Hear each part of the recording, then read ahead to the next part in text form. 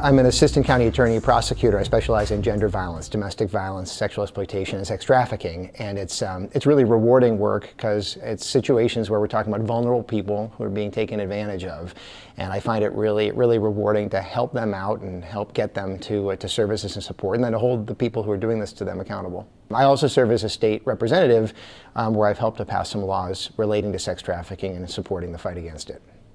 So sex trafficking under Minnesota law is really just prostitution involving a third person. So the exchange of money or drugs or food, whatever else for sex, where there's a third person involved. That's sex trafficking. Until recently, a big challenge was that people just didn't realize this was going on. And there's been much work done by many groups to make folks realize that it is happening.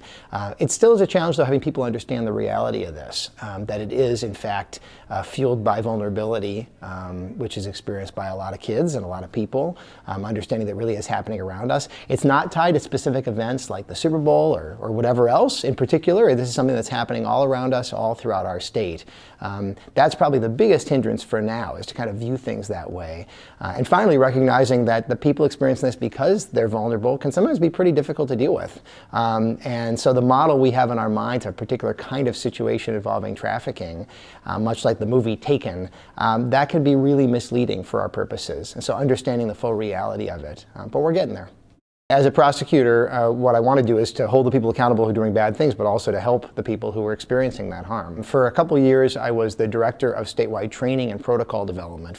So what that means is that I traveled around the state training police officers and others. The basic message for law enforcement in these trainings is that this really is a problem, that it's something that is happening all around us, that fighting it requires thinking about it in different ways and using some different techniques and different approaches, and recognizing the people involved truly are victim survivors, and that they deserve our support and our help and our understanding. The people doing this to them deserve to be held accountable.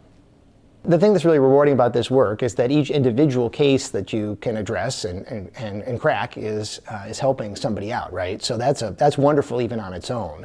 But of course we want to, as much as we can, step back and try to help as many people experiencing this as possible. So Safe Harbor is Minnesota's approach to the exploitation of kids especially. So what the basis of the law is to say that somebody who is under 18 cannot be charged with prostitution. We recognize somebody experiencing that is a victim survivor. We need to direct her or him to the child protection system.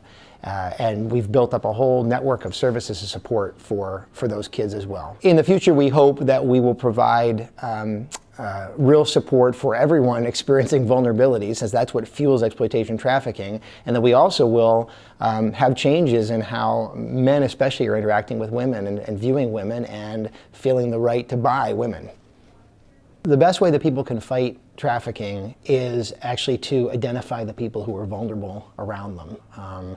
It's the kid who's experiencing homelessness or abuse, or even just feeling estranged and not feeling connected in their world.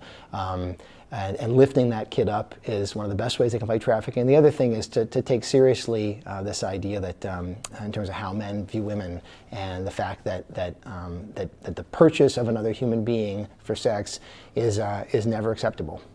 And this is a big societal problem, so sure, it's going to be a challenge to take it on, but it's one that's really worthwhile.